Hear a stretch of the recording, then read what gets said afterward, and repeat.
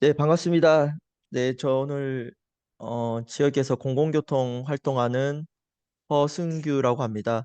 그 생명과 평화의 정당 녹색당이라는 곳에서 이렇게 정치 활동을 하고 있고요.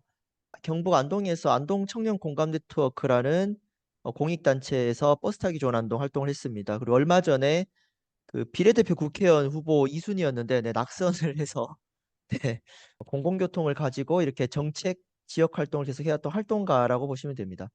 현재 이렇게 지역에서 기후위기와 또 녹색 정치 활동을 하고 있습니다. 오늘 제가 강연을 할 때 그 시간이 제한적이다 보니까 중구난방식으로 하면 안 되잖아요. 그래서 제가 우리 이태옥 처장님한테 확인한 결과 여기 계신 분들은 기후위기가 뭔지, 탄소 중립을 왜 해야 되는지, 또 기후위기의 어떤 불평등 차별의 개념인 기후정의라는 개념 정도는 다 알고 있다는 것을 전제로 제가 이야기를 들어가겠습니다. 아마 여기 수강생분들은 탄소 중립을 위해서 기후위기 해결을 위해서 뭔가 자가용이나 공항보다는 공공교통을 많이 이용하는 게 좋은 일이구나 정도는 전제를 깔고 제가 들어가겠습니다. 그런 걸 제가 일일이 설명하지는 않겠습니다. 그런데 왜 저를 섭외했을까? 전 지구적인 어떤 녹색 교통의 흐름을 듣고 싶다면은 박용남 선생님이라고 계세요. 그 꿈의 도시 꾸리찌바라는 책을 쓰신 분인데 그분을 모시면은 전 지구적인 어떤 녹색 교통에 대한 강의를 들으실 수가 있고요. 그 다음에 공공교통 네트워크의 김상철 선생님이라고 있습니다. 이분을 모시면은 무상교통이라든가 대한민국의 공공교통 정책 현안에 있어서는 누구보다 가장 잘 들으실 수가 있고요. 탄소 중립하고 기후위기의 연관성을 듣기 위해서는 그 이유진 녹색전환 연구소장을 부르면 됩니다. 근데 허순규를 왜 불렀느냐 했을 때 저는 공공교통의 어떤 이론적인 전문가라기보다는 이 인구 15만이라는 경북 북부 안동에서 버스 타기 좋은 안동 활동을 5년 동안 하면서 어르신, 청소년, 다양한 시민들을 제가 직접 만나서 인터뷰도 하고 제가 실제로 버스도 타고 다니고 뭐 전라남도 신안군이라든가 전국 곳곳의 버스 현장을 돌아다니면서 몸소 부딪혔던 정말 그 날것의 이야기와 함께 이러한 공공교통 운동이 잘 되려면은 정치적인 제도적인 변화가 필요합니다. 이와 관련해서 뭐 지방선거라든가 국회의원에 출마한 사람으로서 저의 이야기를 좀 중심적으로 하는 것이 이 강의에 도움이 되겠다 싶어서 저의 활동을 위주로 이야기를 풀어가고자 합니다. 자, 먼저 왜 제가 버스 타기 좋은 안동인가? 지금 이 강의 들으신 분들 다 수도권에 계신 분들이 아니죠. 혹시 내가 인구 10만 이하 도시에서 왔다 분 계십니까? 경기도 안성 네, 20만인가요? 안성도 아마 자차 없으면 불편할 것 같은데요. 성주. 아, 성주. 네, 소성리 차 없으면 가기 힘들죠. 지방의 중소도시가 수도권에 비해서 공공교통이 불편합니다. 그런데 어르신 비율은 높죠. 그러니까 공공교통 수요가 높은데 역설적으로 더 불편하죠. 근데 지금 대한민국의 큰 화두가 뭡니까? 저출생과 지방소멸 아니겠어요? 대한민국 어디에 살아도 차별받지 않게 하려면 어떻게 돼야겠어요? 당연히 그 공공교통 문제를 풀어가야 되는데 이 공공교통 문제는 많은 지역민들이 그냥 불편함을 개인적인 고충으로 안고 살아가요. 이게 핵심입니다. 지역의 교통약자들, 버스 타고 다니는 어르신들 이런 분들이 쪽수가 적은 것이 아니라 정치적 소수다. 그러니까 우리 소위 말해 국회라든가 대통령이라든가 지방정부에서 주요 정치적인 의사결정에서 소외가 돼 있다는 이 문제를 지켜야 되고요. 제가 버스 운동을 하면서 제가 좀 당부드리고 싶은 말이 이 마지막에 있습니다. 버스 당사자들 자체가 과소대표되는 문제가 있지만 버스를 타고 다니는 사람만 당사자라고 생각하면 이거는 이 헛다리 짚는 거예요. 그러니까 안동 같은 게 인구 15만인데 중고등학교 노선이 불편하다 보니까 아침마다 학부모들이 차를 태워줘야 돼요. 이 경북 안동 이 조그만 촌에도 그 여학교가 몰려있는 그 언덕이 있습니다. 그 낙타골이라고 있는데 거기 아침에 교통체증이 발생합니다. 그러면 그 아침마다 그 1시간 정도의 교통체증을 감수해야 되는 학부모라든지 그 학교 관계자들 모두가 이해 당사자인 것이고, 이제 서울에 제가 살 때는 교통이 좀 나름 편하지 않습니까? 그래도 그 자차가 없어도 뭐 웬만한 거 돌아다닐 수가 있는데, 이 지방의 발령을 받으면은 너무 불편해서 이제 자기 차를 살 수밖에 없는 이 모든 이 잠재적 당사자들까지 버스 이용 당사자를 우리가 잡아야 된다는 거죠. 원불 교도님도 교화할 때 원불 교도수만 생각하는 게 아니잖아요. 비교도들도 생각하는 것처럼 이 버스에 대한 당사자들이 굉장히 넓다. 그래서 이 문제를 어떤 정치 과정에서의 어떤 차별과 불평등의 문제로 바라봐야 된다라는 차원이 있습니다. 그다음에 이동권의 문제인데, 그 대한민국 헌법에 의무교육 조항이 있지 않습니까? 우리나라 청소년들이 우리 부모가 돈이 많든 적든 간에 평등하게 교육을 받아야 되는데, 많은 지역의 학교들이 산에 있어요. 제가 그랬어요. 학교까지 기어서 가냐고. 그러니까 부모가 잘 살면은 아침마다 태워줘요. 막 기사가 태워줘요. 근데 우리가 가난한 집의 청소년들일수록 학교까지 힘들게 간다는 거예요. 우리 헌법의 의무교육 교육 조항에 비춰봤을 때 학교까지 가는 교통권까지 사실은 포괄적으로 해석해야 됩니다.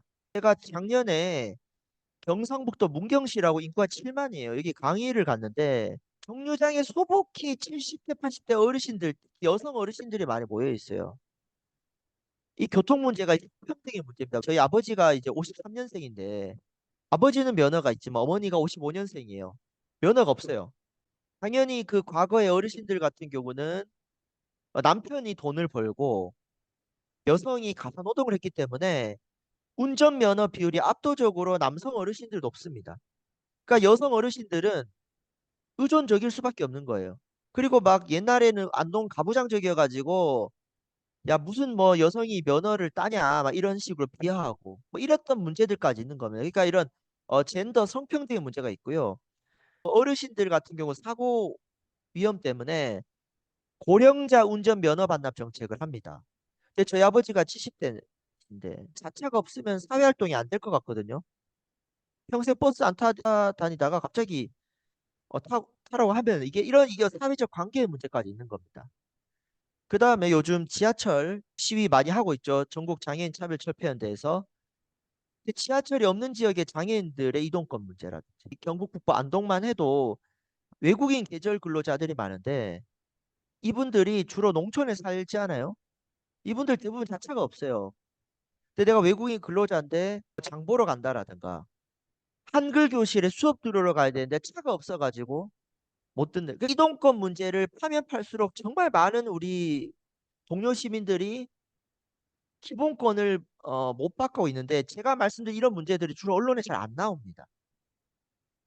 정치인들이 이런 거 얘기 잘 안 해요. 그 다음에 이제 기후위기 문제 어떻게 연결되냐면은 지방선거 공약들을 보시면은요 대부분 토건과 성장 중심. 저희 안동 인구가 15만이에요. 그 1978년도에 28만이었어요.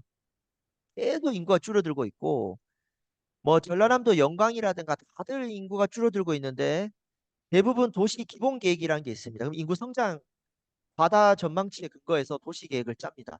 지방선거 공약은 국민의힘이나 민주당이나 거의 비슷합니다. 네, 여러분 국민의힘과 민주당이 차이가 많이 나 보이는데 지방의 어떤 토건 개발 공약들은 다 비슷해요. 뭐 전라북도에 새만금 신공항 밀어붙인 쪽은 민주당이에요. 그러니까 뭐 서울에서는 민주냐 반민주냐 하고 있는데 뭐 부산에서도 가덕도 신공항을 밀어붙인 거는 민주당 정부랑 국민의힘이 같이 합작을 해서 그랬었거든요. 그래서 이 지역 소멸 대응 담론이 반기후 정책, 반생태적인 정책이 많은데 지역 소멸 대응 정책도 생태 초록으로 가야 되지 않겠냐. 그래서 이런 것들이 연결돼 있어서 이 녹색 교통 정책이 중요한 것이고 그다음에 기후 정의, 기후위기 해결에 있어서 더 사회적 약자들이라든가 또 이 많이 가진 자들 책임을 많이 져야 되잖아요. 그런데 이 공공교통 정책의 수혜자는 대부분 사회적 약자들입니다. 그래서 우리가 버스 타기 좋은 안동이라든가 이런 공공교통 운동에 많은 사회적 자원이 분배가 될수록 기후 위기가 해결될 뿐더러 기후 위기에 많은 당사자인 사회적 약자들에게 혜택이 돌아간 아주 평등하고 정의로운 담론이라는 점을 우리가 좀 먼저 이렇게 그리면서 이제 강론으로 들어가겠습니다. 그럼 당신은 어떤 활동을 했냐? 네. 안동시가 2020년부터 50년 만에 시내버스 노선 체계 전면 개편을 합니다. 그 제가 버스 타기 좋은 안동 활동을 했던 시기랑 딱 이게 우연의 일치가 됐어요. 제가 이거 하려고 하니까 마침 안동시가 이런 거 하는 거예요. 근데 지금 안동시뿐만 아니라 많은 지방자치단체에서 버스 노선이 아마 30년, 40년 전에 짜여진 노선인데 그동안 도시 개발이라든가 이런 많은 변동이 있었기 때문에 이 시내버스 노선 체계 전면 개편을 전국의 많은 지자체가 이거를 이미 하고 있습니다. 한번 검색해 보세요. 내가 살고 있는 지자체에서 이런 과정을 합니다. 그러면 이 과정에 있어서 실제로 버스를 타고 다니는 시민들의 목소리가 반영되는 게 중요하겠죠. 근데 아마 많은 시민들이 이 과정을 잘 모르고 이 자리에 참여할 수 없습니다. 그래서 저는 먼저 저의 어떤 의견을 제시하는 것도 필요하지만은 이러한 노선체계 전면 개편 과정이 어떠한 과정으로 진행되고 있는가를 우리 안동 시민들에게 알리는 작업을 했어요. 자, 이렇게 주민 설명의 일정이 나오는데 그 안동의 인구 많은 도심 지역 같은 경우는 평일 보통 오후 2시에 주민 설명회를 하면은 여러분들 연차 쓰시고 가시겠어요? 이 버스를 많이 타고 다니는 우리 안동에 중학교, 고등학교 청소년들 있죠. 가야 되겠죠. 그럼 제가 교장 선생님한테 선생님 제가 여기 제 의견 반영하러 갈 테니까 결석계 내주세요 하면은 이 결석 이렇게 처리해 주시겠어요? 네, 불가능하겠죠. 여기 읍면 지역에서 하는 설명회에서도 나이 많은 어르신들 면사무소까지 못 가요. 그러니까 제가 이거를 드리고 싶은 얘기는 이 민주적으로 진행되고 있던 이 버스 노선 개편 관련된 주민 설명회 자리에 참여할 수 없는 시민들이 태반이라는 거예요. 여기 가겠냐는 거예요. 그러니까 저는 가죠. 저는 활동가니까, 정치니까. 저는 가서 그 내용을 다 기록해서 블로그에 올려갖고 했는데 버스 노선 개편을 할 때 어디서 해야 되느냐 했을 때 중고등학교 현장에 가서 학생들은 학교에서 의견 수렴을 받아야 돼요. 그렇게 한 데가 없다는 거죠. 이거 제가 다 학생들 인터뷰한 내용에 있는 내용입니다. 그 다음에 버스 타기 좋은 한도 왜 중요한지 오늘 그 원불교 환경연대에서 저를 섭외해 주셨으니까 15명의 시민들하고는 이 버스가 중요하다는 걸 지금 떠들 수가 있는 거잖아요. 이런 자리를 만들어야 됩니다. 그래서 제가 안동에서 이 이유진 녹색전환연구소 소장님 불러서 강연회도 열고요. 경기도 화성시가 이 나름 이 교통정책 잘했어요. 근데 지금 시장이 다 바뀌었습니다. 더 휴먼 스케일이라는 이 영화가 있어요. 이런 영화를 같이 보면서 녹색 도시가 무엇인가에 대해서 같이 떠들어본 이런 자리들을 열었습니다. 이게 다 원불교 환경대 하는 활동들이에요. 강연회 하고 집담회 열고 제가 또 안동시 예산 시민학교를 했었는데 버스에 들어가는 예산을 주제로 가지고 이 예산하고 버스를 엮어가지고 이 토론회를 열었습니다. 한 2, 30명 왔었거든요. 이제 패널 토론 같은 것도 하고 그 대구 지속가능발전협의 정현수 선생님이라고 이분 또 녹색교통운동 하던 분인데 이분을 불러서 지역의 환경단체들과 함께 이런 자리를 만들었습니다. 또 버스 타기 좋은 안동 전남 시단군이라든가 청송 포항 직접 탐방했던 그 내용을 시민들에게 공유하는 자리를 했고요. 시민과 전문가 인터뷰 내용을 토대로 이제 버스 타기 좋은 안동에 대한 제안을 발표하고 이런 어떤 활동들을 했습니다. 제가 이렇게 직접 청소년을 만났죠. 이 성리여자고등학교. 넷플릭스에 지금 우리 학교는 배경이 되었던 동네 주민들 인터뷰를 해가지고 이 버스에 소외된 시민들 얘기를 모은 활동도 했었고요. 이 작년이에요. 코로나가 끝났죠. 이 가운데 이분 통장님이에요. 통장. 이 동네 버스 노선이 폐지가 된 거를 이 주민들이 들고 일어나서 바로 잡았습니다. 이 박수 쳐줘야 되는데 이 통장님이 어르신들 경로당 어르신들 다 의견 수렴해가지고 바로 잡았고 이 밑에 남자분은 보통 안동에 50대 남성분들 거의 자차 타고 다니는데 이분은 30년째 버스 타고 다니는 분이에요. 아주 독하신 분입니다. 이분이 웬만한 버스 그 전문가보다 이게 앞서 있어요. 여러분들 전문가라는 게 어디 뭐 교수, 박사만 전문가가 아니에요. 버스를 한 2, 30년 타고 다니는 분들 얘기가 정책 전문가보다도 뛰어납니다. 이게 전문가입니다. 그래서 여기 계신 분들, 초록교당 분들이 다 교당에서 플라스틱 운동이라든가 활동하시는 분들이 다 전문가예요. 물론 이론적 전문가들이 필요하기 때문에 이제 같이 우리가 머리를 맞대야 되는 거죠. 버스를 2, 30년 타고 다닌 분들의 그 이야기가 웬만한 버스 정책 전문가들보다 뛰어난 지혜들이 그 이 삶 속에 있다. 그래서 여러분 실천이 되게 중요한 겁니다. 물론 뭐 교수님들 뭐 가방끈 그 기신 분들도 중요한데 실제 이렇게 동네에서 움직이는 경험이 전문가다. 이런 이야기들 모아내는 작업들을 이제 연구자들이 해야 되는 것입니다. 그다음에 저는 뭐 제가 진짜 전국 곳곳을 돌아다녔습니다. 또 작년에도 이렇게 포항, 청송 막 돌아다녔어요. 다 이거 유튜브에 있습니다. 전남 신안군. 제가 신안군 자랑을 엄청 합니다. 우리 전라남도 영광군이랑 가깝죠. 혹시 신안군 가보신 분 계세요? 가봤어요. 혹시 버스 타보셨어요? 신안군에서? 아니요. 네, 신안군에 가서 그 주차하시고 버스를 타보세요. 신안군이 정말 좋습니다, 여러분. 여기가 섬이 1004개예요. 그러니까 정말로 이 교통이 불편한 곳입니다. 제가 작년에 갔다 왔어요. 여기 이제 우리 공무원분들 인터뷰를 했는데 신안이 그 주요 섬이 14개가 있어요. 그 14개마다 민간 버스 업체가 무료 운영된 민간이 장악하고 있는 시장인데 먼저 제가 요 신안군 설명 들어가기 전에 버스 공영제가 있고 준공영제가 있습니다. 여러분 버스 준공영제가 뭘까요? 말 그대로 공영제인 것인지 민영제인 것인지 요리 아리까리한 것을 준공영제라고 하잖아요.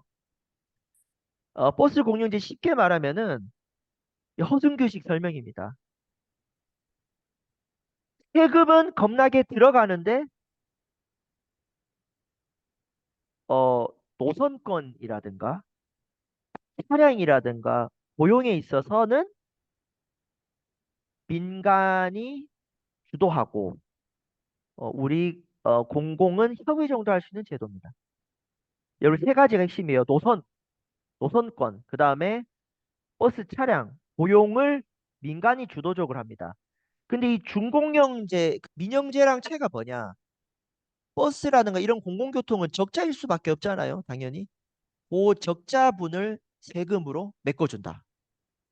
그러니까 이상한 거예요. 그러니까 우리 세금으로 지탱이 되는데 우리 시민들이 이렇게 주도적일 수가 없는 겁니다. 그런데 이 준공영제라는 게 아까 말씀드린 노선권, 차량, 버스 기사 고용에 대해서 공공이 얼마 정도 개입할 수 있는지의 경우의 수는 천차만별입니다.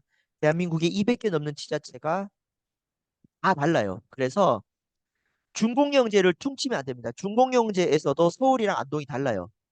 그래서 준공영제지만은 공공이 많이 개입할 수 있는 조금 괜찮은 준공영제가 있고 세금만 겁나 들어가는데 우리 지방 정부가 할 수 없는 게 아무것도 없는 아주 나쁜 준공영제가 있습니다. 그래서 준공영제가 선이냐 악이냐에 대해서는 이건 좀 자세히 현미경처럼 들여다봐야 돼요.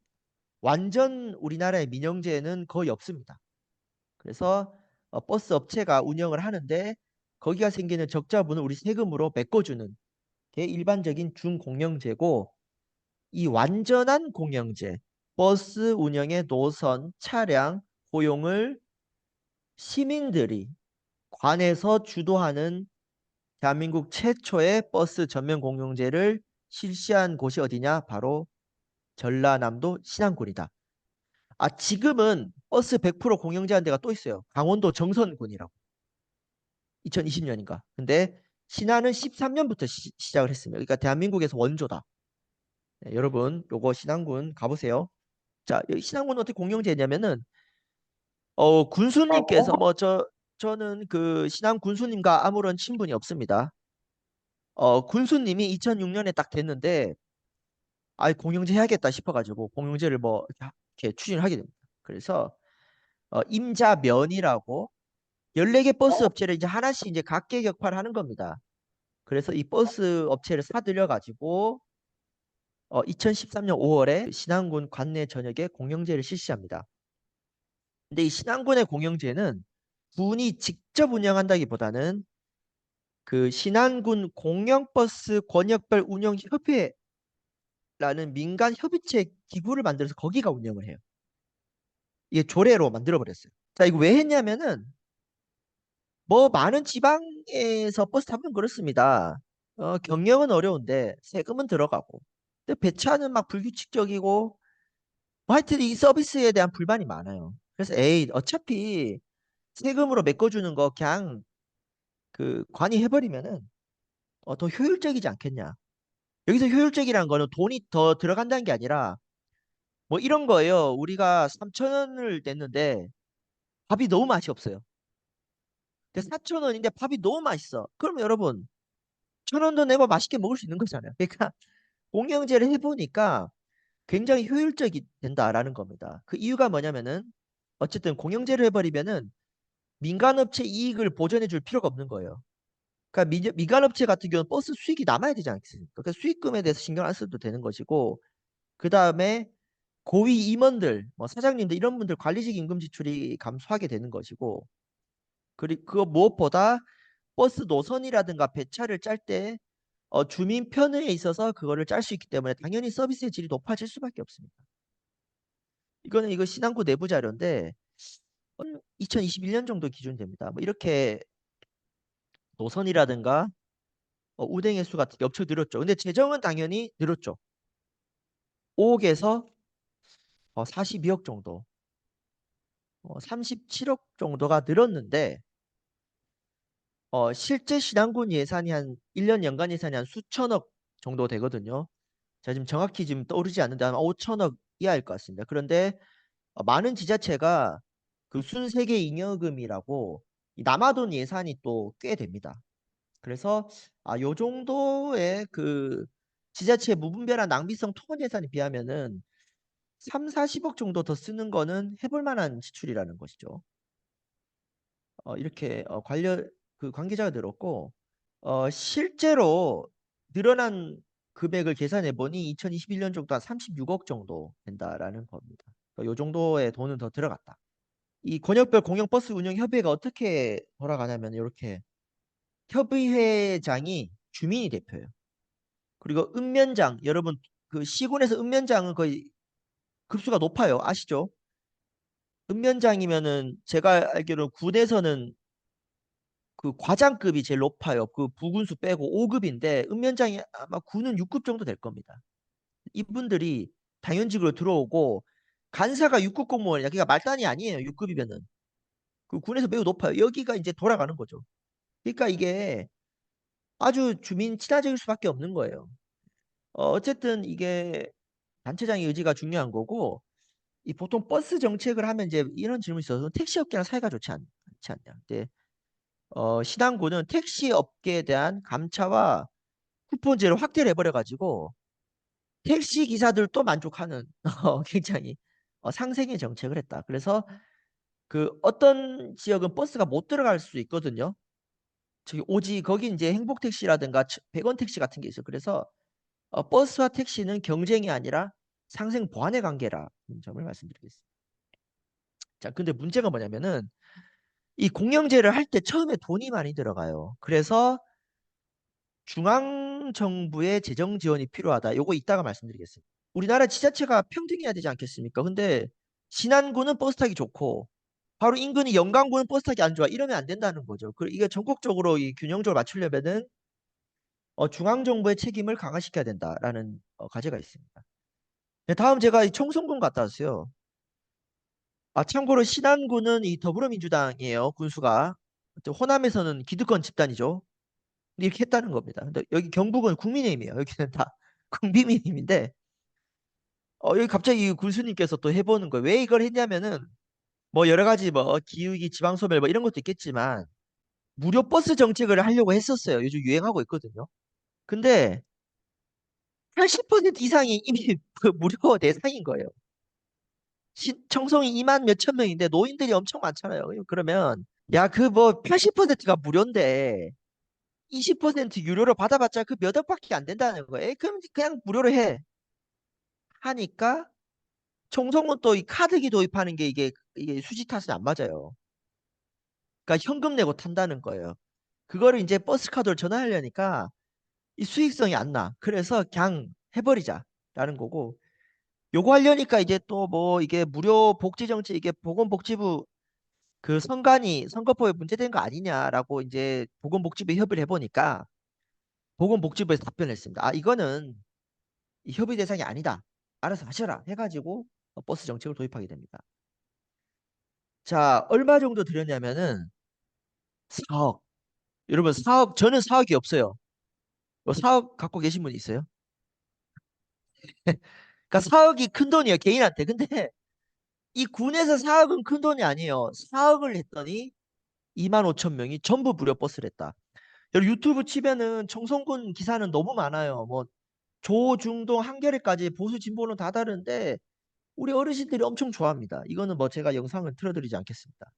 신안과 청송군을 통해서 볼 수 있는 게 뭐냐면은 제가 작년에 우리 안동시장님이 이런 말해서 제가 화가 많이 났어요. 야, 그 버스 타는 사람이 없다. 누가 타냐고. 언뜻 보면 타는 사람이 없죠. 뭐 한두 명 타요. 근데 뭐 장날이라든가 실제로 이동 시간에 많은 어르신들이 버스를 타고 다닙니다. 그리고 그분들 같은 경우 버스가 없으면은 정말로 기본권을 보장받을 수 없어요. 그래서 인구 소멸 지역에서도 대안적인 녹색 공공교통 정책이 가능하다는 거고, 두 번째로 지방자치단체장의 의지와 함께 할 수 있다는 거예요. 그리고 이거 하고 나니까 신안군수라든가 청송군수 이분들은 계속 당선됩니다. 너무 반응이 좋아요. 무슨 말이냐? 해보니까 좋더라 이거예요. 그러니까 할 수 있다는 거고. 그리고 지금 이 공공교통 강화 정책이 무료 버스도 있고 아니면 신안군처럼 공영제 모델도 있어요. 뭐가 됐든 공공교통을 확장시켜야 된다는 정책은 보수 정부도 합니다. 그러니까 이 부산의 국민의힘 시장도 무슨 뭐 동백버스, 그다음에 서울의 오세훈 시장. 오세훈 시장이 그 몇 년, 10년 전인가요? 무상급식 때문에 사퇴했던 분이세요. 그러니까 무상하면은 막 진저리는 분이 기후동행 카드라고 물론 뭐 이것도 뭐 문제점도 있고 뭐 좋은 점도 있는데 어쨌든 간에 요금 정책을 일부 도입한 거거든요. 그렇기 때문에 이건 지금 여러분 대세가 되고 있습니다. 제가 지역에서 해보니까 이게 전국적인 문제라는 거예요. 그러니까 먼저 이러한 버스 교통의 문제는 뭐냐면은 어떤 의미가 있냐면은 제가 동네에서 지구까지라는 말을 좋아합니다. 기후위기라는 어떤 거시적 가치, 원불교 용어로 치면은 뭐 천지보은이 되겠죠. 이것을 내 교당, 내 동네라는 구체적 공간에서 이걸 실천해야 될 거 아니에요. 야, 기후위기 중요해. 기후위기 어떻게 할 건데 했을 때, 텀블러 들고 다녀야지. 일주일에 한번 채식해야지. 뭔가 이런 구체적인 공간으로 해야 되는데, 이 버스 타기 좋은 운동은 보편적 이동권과 녹색 교통이 만드는 아주 괜찮은 실천적 활동이다. 많은 시민들이 타고 다니기 때문에 요거 굉장히 괜찮아요. 그래서 교당에서도 일주일에 한번 뭐 버스 타자. 자차 타고 다니는 분들 이런 거 해보면 좋겠다는 거고 버스 타기 좋은 환동을 위해서 필요한 것들은 무상교통 버스 공영제 외에도 뭐 버스 정류장을 개선한다라든가 또 그 실시간 버스 도착 정보 어플을 개선한다든가 그 다음에 안에 그 손잡이 같은 게 높으면 어르신들 못 잡잖아요. 요런 버스 내부의 어떤 디자인이라든지 정말로 아이템들이 엄청 많습니다. 그래서 이런 논의를 좀 확장할 필요가 있고요. 그리고 전국적인 연대가 필요합니다. 안동, 신안, 영광, 수도권 또 이게 문제가 많거든요. 경기도 같은 경우는 뭐 여러분들 아시겠지만은 그 사모펀드 업체들이 그 경기도의 버스 공영지 금싸라기 땅을 막 팔아 넘겨가지고 문제가 됐던 뭐 이것 때문에 지금 막 경기도도 데모하고 있습니다. 그래서 이런 전국적 연대가 필요하고 이런 교통 불평등 해소를 위해서 중앙 정부의 역할이 필요합니다. 그리고 신공항이라든가 주차장 대시대 녹색 교통을 확대할 수 있도록 이런 어떤 정책적 개입이 필요한데 제가 그 제도에 대해서 교통기본법 하나 오늘 말씀드리겠습니다. 저상버스 아시죠? 큰 버스. 제가 안동에서 그 기본 버스가 한 1억 5천 정도가 되거든요. 그럼 저상버스를 구입하려면 한 4억 정도 돼요. 4억. 그럼 2억에서 3억 정도 되는 차액을 국가라든가 시군비로 메꿔줘요. 근데 이렇게 가난한 지방자치단체에서는 당연히 그 몇천만 원, 1억 정도 부담이 되겠죠. 그래서 이 교통기본법이라는 법이 중앙정부에서 대한민국에 사는 사람 누구나 이동하기 좋은 어떤 역할을 부여해버리면은 시당군이든 영광군이든 각 지자체의 재정 격차가 어떻든 간에 중앙정부가 더 책임을 부여하는 어떤 이런 법 제화가 필요하다라는 겁니다. 그래서 지역의 교통불평등 해소를 위해서는 국가적인 책임을 부여할 필요가 있다는 거고요. 이 교통기본법이 지금 법을 만들자고는 저희 녹색운동에서 계속 떠들고 있는데 아직 법 제화가 안 되고 있습니다. 그래서 현재 교통 관련해서 법률 체계들이 굉장히 많습니다. 뭐 교통약자 이동 증진에 대한 법, 뭐 그다음 뭐 이런 것들이 있는데 이런 법률을 좀 더 공공성과 이동권의 관점 그리고 기후위기 내용을 넣어가지고 통합적으로 재편한다라는 거 있습니다. 교통기본법이 만들어진다면은 거기에 국가교통계획이라는 게 있어요. 거기에서 어떤 역할을 할 수 있냐면은 그 원불교 환경위원회 이번에 커리큘럼에 공항 이야기 하시는 분 있었나요? 공항? 중앙은 없어요. 네, 그 새만금 전라북도 신공항 아주 문제 많죠. 이거 지으면 안 돼요. 매우 나쁩니다. 이게 어쨌든 이 공항 개발 종합 계획이라고 이게 있어요. 이게 아무도 잘 모를 거예요. 여기에 가덕도, 제주, 새만금 다 여기다 때려 넣은 거예요. 이 공항 개발 종합 계획을 제가 이번에 국회의원이 됐으면 이걸 제가 태클 걸라고 했거든요. 근데 잘 모르실 거예요. 여기를 이제 우리가 때려야 됩니다. 근데 이런 것들을 국가교통계획으로 규제할 수가 있는 거예요. 광역교통계획이 뭐냐면은 우리 전라북도라든가 이런 시군 도 단위 가면은 이게 군과 군끼리 이동하는 게 매우 불편해요. 그러니까 전라북도 장수에서 정읍 가기가 어려워요. 그렇기 때문에 이런 것들을 광역교통계획, 그다음에 시군별 도시교통계획을 통해서 이런 도시 전체 설계할 때 아파트만 짓는 것이 아니라 뭐 버스 공영 차고지를 확보한다든가 이런 녹색 도시를 설계할 수 있는 겁니다. 이 좋은 교통기본법이 아직 법제화가 안 되고 있는데 뭐 이런 게 필요한 것 같고요. 이제 마무리를 하자면 제가 이런 국가적인 정책이 어떻게 반영되고 있는가가 결국에 우리 정치의 영역 아니겠습니까? 그 제가 이번에 국회의원 선거에서 그 공공교통이 얼마나 의지화가 되어 있는가를 보면서 이번에 마무리를 하겠습니다. 지금 기후위기 해결이 중요하다 보니까 기후위기 문제 해결을 잘 하려고 하는 정치를 이제 기후정치라고 한다 했을 때, 뭐 국민의힘이든 더불어민주당이든 다 기후정치 말은 해요, 말. 그럼 그들이 말하는 기후정치, 우리 초록운동, 생태운동에서 말하는 기후정치의 차이점들이 아마 이 5가지 정도 이유가 있을 겁니다. 첫 번째가 바로 이 생태적 한계라는 겁니다. 이런 우리가 겪고 있는 환경 문제라는 걸 해결하기 위해서는 성장이라든가 기술, 만능으로 해결할 수 없고 이 지구라는 생태적인 범주 안에서 성장과 소비를 규제해야 된다라는 이런 어떤 생태적 한계라는 관점. 그 다음에 기후위기에 있어서 차별과 불평등에 모인 사회적 약자들이 더 피해를 받고 있다. 그래서 불평등 해소. 그 다음에 기후위기 해결에 있어서 시장이라든가 기업에만 의존해서 안 되는 어떤 공공성 강화라는 관점. 그 다음에 지난주 강현우 교수님이 말했던 것처럼 전쟁이라든가 국제주의적인 관점을 가지고 풀어가야 된다는 보편적 편화의 관점이 있습니다. 그러니까 대한민국의 어떤 탄소 배출을 뭐 필리핀이라든가 다른 나라에다가 책임을 떠넘기는 방식은 저희 초록운동 해서 안 된다는 것이고, 그다음에 국민의힘 쪽에서는 핵발전소를 기후위기 대안이라고 말하고 있는데 핵발전이 가지는 어떤 자본주의적이고 성장 지상주의적이고 지역을 착지한 이런 성격 때문에 저희 녹색운동에서는 핵발전은 기후위기에 대안일 수가 없는 것이죠. 이런 관점을 가지고 기후정치를 이야기를 해야 되는데 이번 선거에서의 기후위기에 대한 구도는 딱 거기서 멈췄어요. 핵발전소 나빠. 이번 선거에서 기후정치는 거의 70% 실패했죠. 그러니까 국민의힘 윤석열 정권이 너무 핵발전소를 너무 좋아하니까 더불어민주당과 조국혁신당은 기후정치 별 내용이 없었거든요. 그리고 더불어민주당 같은 경우는 새만금 신공항 건설과 가덕도 신공항 건설에 공범이에요, 공범. 근데 공항 얘기는 안 해요. 그냥 핵발전소 나빠. 까지만 얘기하는 겁니다. 그 제가 그 토론회에서 그 더불어민주당인가 더불어시민연합인가 그 위성정당 국회의원 물었어요. 왜 신공항 얘기 안 하냐? 더불어민주당은 얘기 안 하시더라고. 왜냐 자기들 공약이니까. 그래서 이제 녹색정의당이나 저희 같은 경우는 그런 거죠. 새만금 신공항 건설 사업비가 8천억에서 도로 기반 예산까지 치면은 뭐 2조, 뭐 추정치하면 한참 넘어갑니다. 그 돈이면은 전라북도 170만 전체 무상교통 해도 남는다. 제가 계산해 보니까 인구 10만이야 전라북도.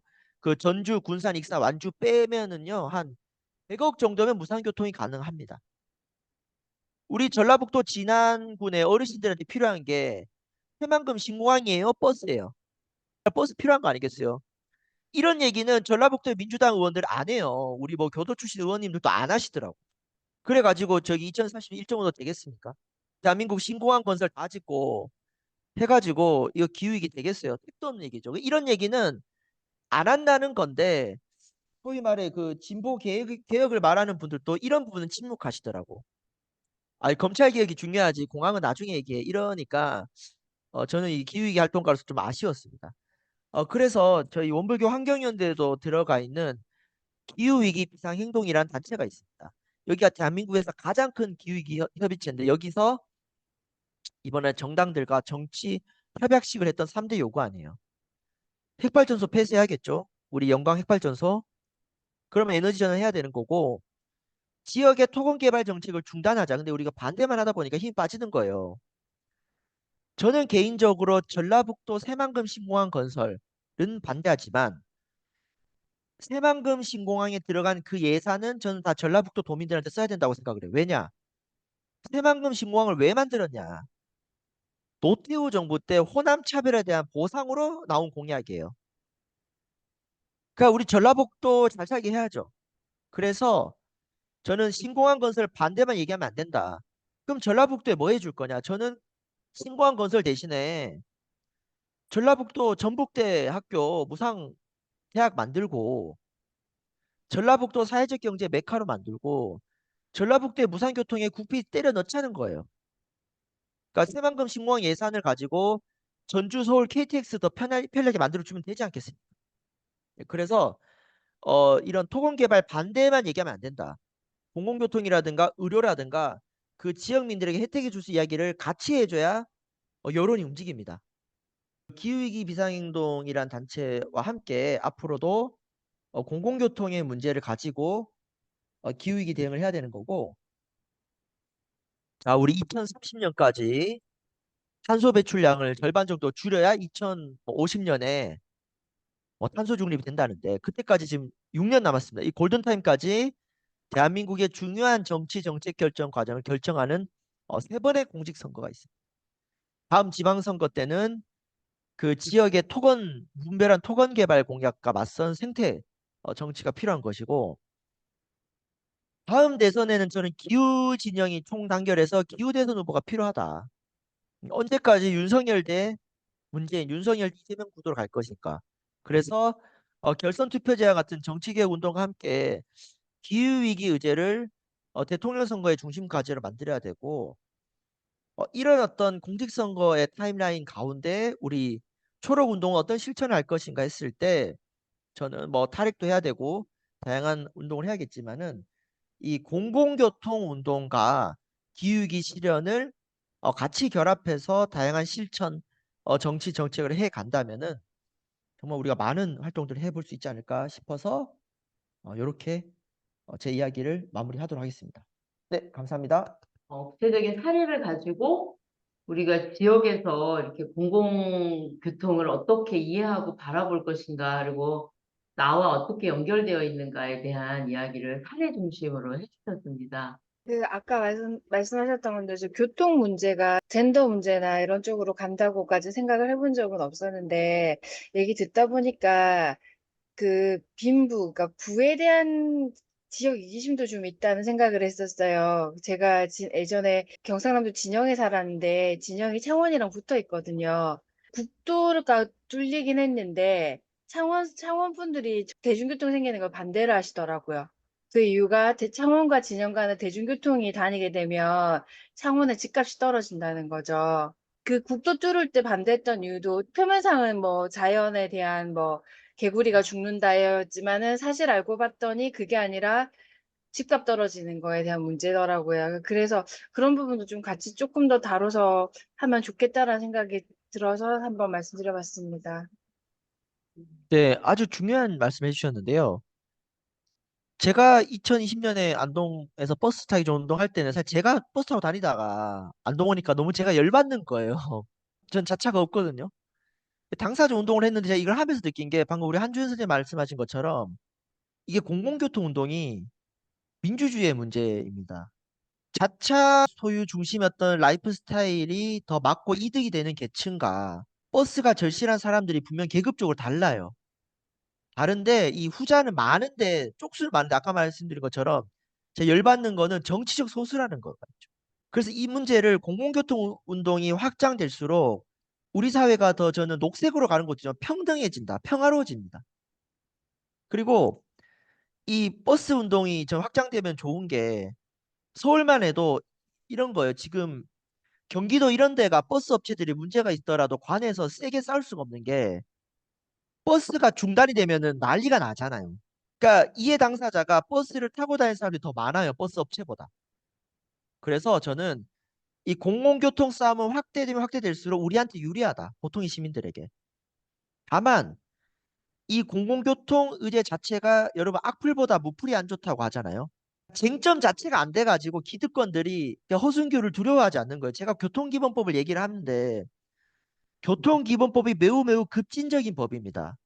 그럼 저한테 막 야 좌파 빨갱이라고 공격이 들어와야 되는데 약간 교통기본법 약간 이름만 들어도 약간 온건하잖아요. 아유 뭐 착하고 무단하고 쟁점 자체가 안 되는 거예요. 근데 핵발전소 하면은 핵발전소 업계가 얼마나 공격합니까? 원불교 환경연대 막 공격하잖아요. 야, 이 나쁜 놈들 막 하면서 하는데 이 공공교통 운동 자체는 아직 한국 사회에서 정치적 이슈가 안 돼 있다. 이거를 끌어올려서 많은 사회적 약자들의 정치적 기본권을 저는 확대하는 아주 민주적이고 평등 운동으로 가야 되는 문제가 있습니다. 네. 방금 이 사례 정말 좋은 사례예요. 진영하고 창원 사례. 보통 그래도 버스 들어오면 좋아하는데 네, 하여튼 좋은 사례 얘기 잘 들었습니다. 네. 근데 도시 수도권은 대중교통이 잘 돼 있잖아요. 그 신안 같은 경우 저희가 이제 갔을 때 아, 그 공공교통이 이렇게 돼 있으면 관광객으로 가도 되게 괜찮겠다. 저 지역에 가보고 싶다라는 되게 그 관광객을 유치하기도 좋은 소재인 것 같아요. 근데 이제 아까 무료 교통 이렇게 얘기했는데 관광객들은 돈을 내나요? 관광객들도 무료인가요? 청송부는 전 국민, 그러니까 음, 관광객이든 외국인이든 그냥 예. 타면 돼요. 신안은 전체 무료는 지금은 아닌 걸로 알고 있어요.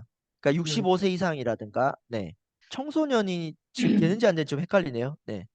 검색해 보니까는 광주도 이렇게 청소년 패스 그리고 이제 아까 화성이 지자체장이 바뀌었나 모르겠는데 화성이 수도권이기도 하고 하면서 가장 정책이 앞서 나간다라고 얘기를 하는데 화성의 지금 상황은 어떤가요? 화성이 그 지자체장이 바뀌어서 그 정책이 확대되진 않는 걸로 알고 있는데, 그러면 지금 화성은 일단은 좀 의미 있는 게 그 청소년 무상교통 시도가 있었고, 그러니까 화성이 전체가 이제 민영제다 보니까, 그리고 화성이 동탄이라든가, 그러니까 도시가 막 엄청 넓어져서 굉장히 이게 버스 수요가 비수익 노선이라고 하죠. 그러니까 버스가 없는 오지 노선들이 많았어요. 그래서 어떻게 했냐면은 그걸 다 공영제로 할 수가 없잖아요. 그래서 화성교통공사 각 시군마다 무슨 시설 관리공단인가 뭐시기 뭐 이런 게 있어요. 거기서 그거를 비수익 노선 운영 버스를 공사를 만들어요. 그러니까 수익 노선은 민간이 운영하고 비수익 노선은 관에서 버스를 돌립니다. 요 사례가 이제 본받는 거예요. 그러니까 뭐 다른 시군에서도 갑자기 전체 공영제를 할 수 없으니까 이제 관에서 일부 노선만 자기들이 운영을 해서 이제 그 민간 버스 업체 조율을 했던 건데 제가 가장 최근 소식은 정확히는 모르겠고 아마 시장님 바뀌고 나서 화성형 그린 뉴딜 정책을 전체적으로 확대하는 것은 조금 주춤한 걸로 알고 있고요. 거기서 일하신 분들도 아마 직장을 바꾼 걸로 알고 있습니다. 그러니까 이 화성시 무상교통 정책도 화성형 그린 뉴딜이라는 도시 전체를 기후위기 녹색교통으로 만들려는 그 패러다임 속에서 무상교통 정책이 들어간 겁니다. 그래서 이런 녹색이라는 관점 자체가 중요한 것이죠. 네.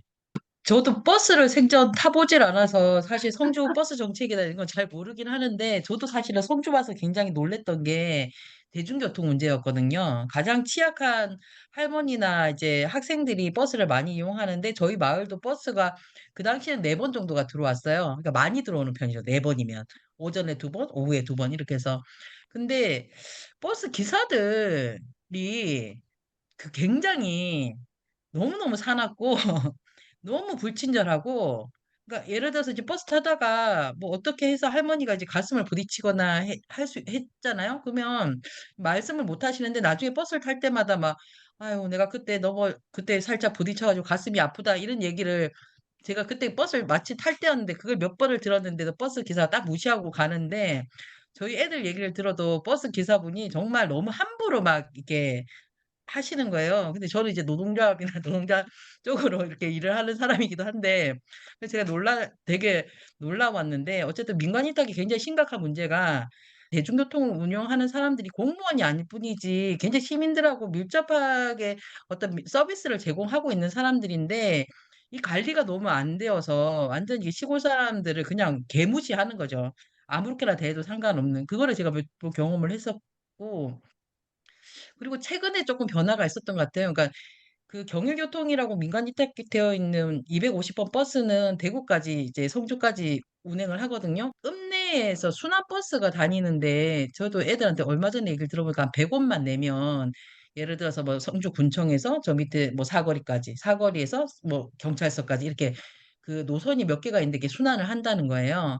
그래서 그거는 조금 공공적으로 운영을 하고 있구나. 그리고 그게 이제 기사들은 굉장히 친절하대요. 이게 예를 들어서 좀 늦어지는 것도 좀 기다려주기도 하고, 그러니까 별로 시간을 구애받지 않고 어떻게든 이 시내만 도니까. 근데 이제 경일교통이라고 민간으로 운영되는 곳은 대구에서 송주까지 다니지만 그 오는 길에 뭐 선남 어디 이렇게 막 그 좀 면 단위로 이렇게 다니시거든요. 근데 그런 버스는 굉장히 안 좋은 거죠.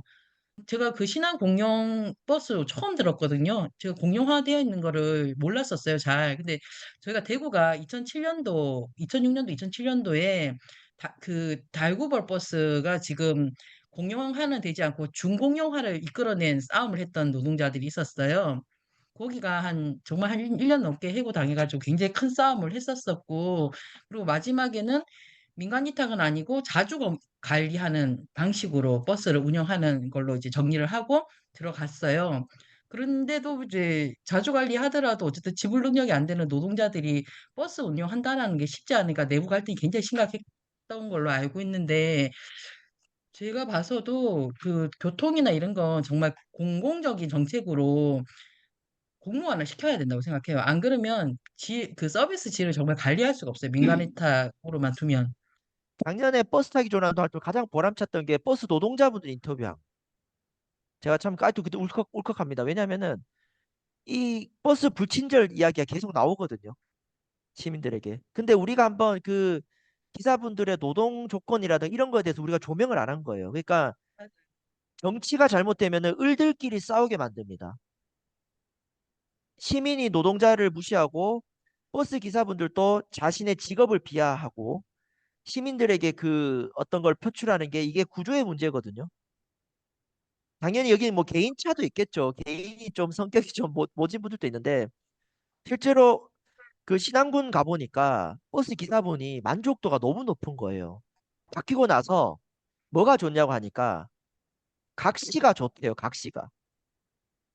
그러니까 자기 집에 각시가 너무 좋아하더래. 진짜 그 말을 잊을 수가 없어요. 각시가 좋아요. 뭐 그냥 가정의 평화가 왔다는 거예요. 그러니까 이게 결국은 기존의 민간 위탁에서의 버스 기사들의 처우가 매우 열악하고 실제로 우리 시민들도 버스 기사라는 직업과 지위에 대해서 스스로부터 굉장히 나쁜 인식을 했었고 실제로 그분들이 안동만 해도 제가 버스 기사분 인터뷰하니까 배차라든가 휴게라든가 이런 것들이 많이 미비해서 위장약을 달고 삽니다. 그다음에 이 과속 문제 심각하죠. 과속해야 되니까 예민하고 불친절한 거예요. 근데 왜 과속을 하느냐? 배차를 너무 시간을 짧게 잡은 거예요. 그러니까 총알 택시예요. 막 버스 타보면.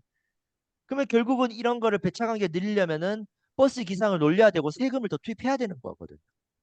그래서 방금 도예미 선생님 말대로 버스 노동조합하고 사실은 이거를 같이 해야 되고, 그나마 이 문제를 열심히 하고 있는 게 민주노총의 공공운수 노조 산하에 민주버스 노조가 있습니다. 이게 좀 많이 소수입니다. 그래서 노동조합 안에서 소수기 때문에 이 민주버스 활동하는 분들이 안에서 좀 비판받고 해요. 왜 니들은 별나게 얘기하냐? 그냥 이 정도만 하면 되지. 그렇기 때문에 이 노동조합 분들만 싸워서는 안 되고 우리 시민들이 같이 해야 그 시민들과 노동조합 분들이 상생할 수 있는 모델을 만들어 가야 되고, 그래서 이 공공의 역할이 중요하다.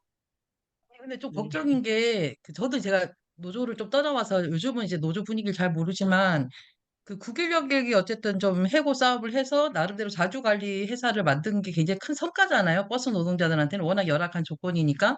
이게 이제 노동자들한테 이게 좀 모델화되어 있는 측면이 있는 거예요.